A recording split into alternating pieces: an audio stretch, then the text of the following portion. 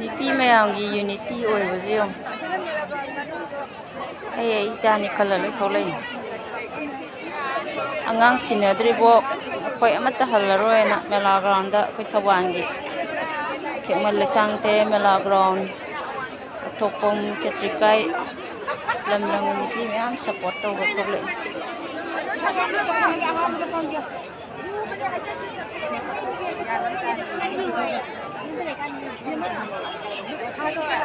Nanti aku ini ngomong ni.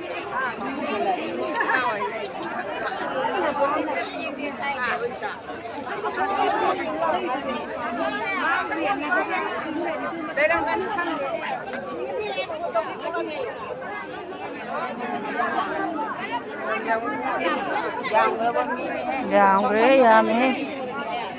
Thawban mu unity leiba jaga lei ponti lam jaga jaga dei thumjan na rei bani pi myang angang siam na angang sinane na ai sinadri bo ko yum hala roe na amta halu yadre loi leire amta machi lengna dre siame khuyam amne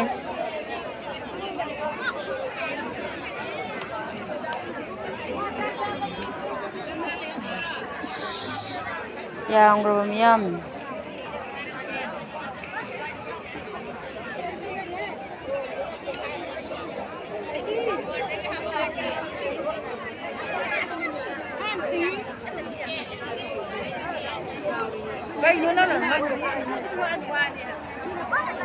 nong thili thili tare na community kon su yam lei di asi leng dau se yaw lampak ta ga jin ke am pa ni ke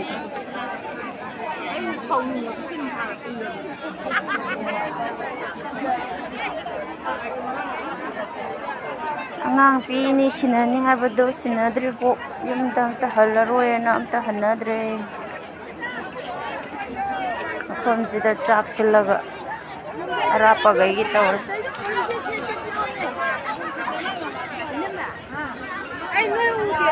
yamini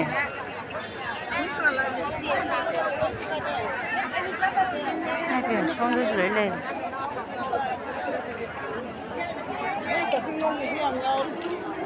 Laksing de sulai ro Laksing sulai ham oh yung mayam ju da thongna ma khang lei lei hai ba wakhan ngasai su yam badi yam me ngasai degi hojik na hele yam yam sange abok ti chala roi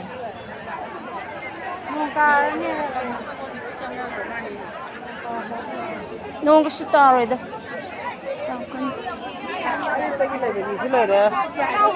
ahing le ni ahing do nongandri kan tane thadora budi phaba ha pawm di ta do haidok padi yadre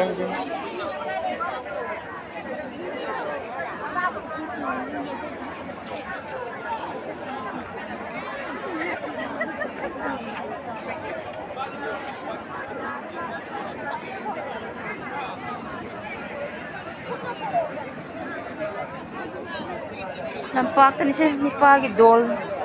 pina ti bo yang Kaban bu ni sibi di si matang khang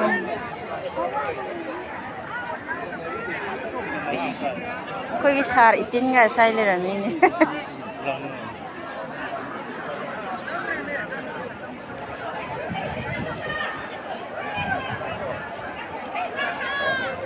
tek takai dana thador ko oirasanu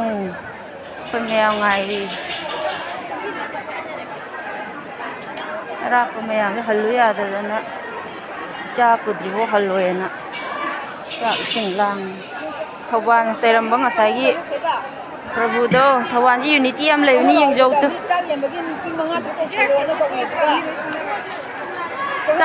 sa yen bai yaw wa je luar ba yaw loi ken ni pa ro koi bu ni pi ro pi kha changwa ba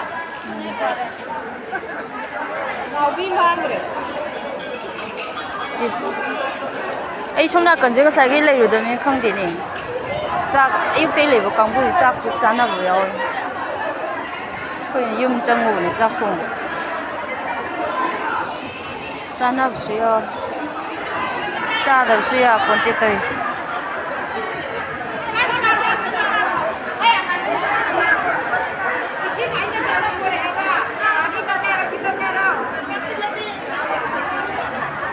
ꯑꯩꯈꯣꯏ chief ꯆꯥꯛ ꯀꯥꯏ ꯂꯩꯔꯖꯥꯠꯅꯣ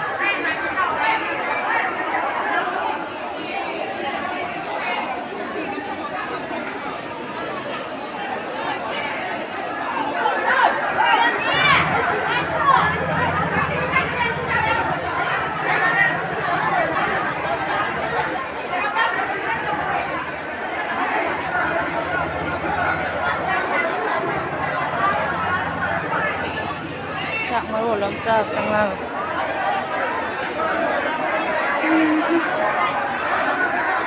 nhưng mai vẫn không đi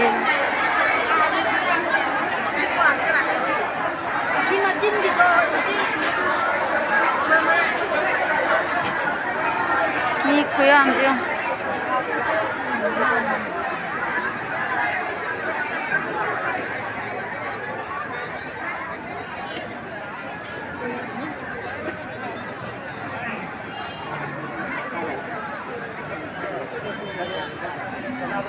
Thawwangi unity ku oise thamoise penje Thawwan masa adu ada ga nang sai ngangam jipula laksida Thawwani Imphal Kaching ni na khaidok la ya ni matam la koi masen amata punjana do matam ni mina khongsing sing miyam ju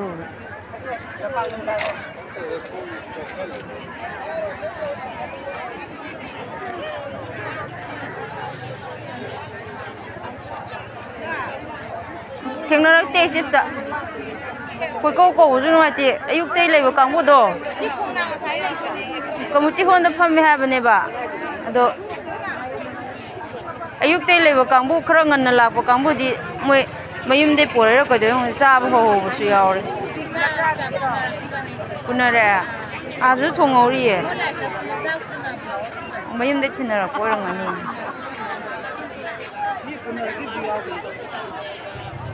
Koi mera pai bi thongna phabi ngaktan koi ni thau jong sagai koi se ngaktan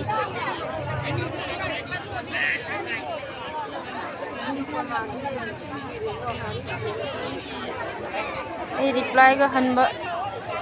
ngamdre kon halai camera ninga mayam ju budai di ngasi da sinaraktragadi mayamina horakpa ihawdu de ngakpi moiduri mi tawis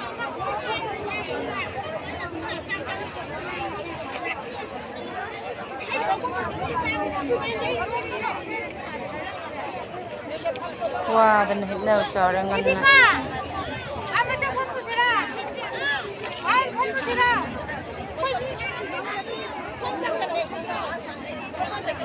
Kaching de July ai je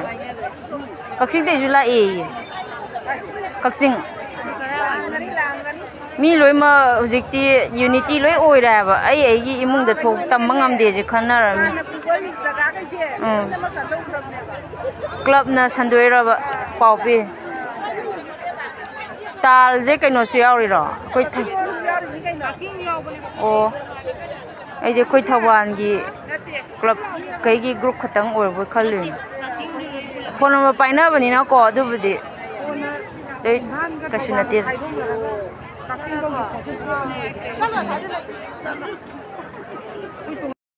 ai miyam je namu phone tok salai miyam je ne yengi di haidi du live sida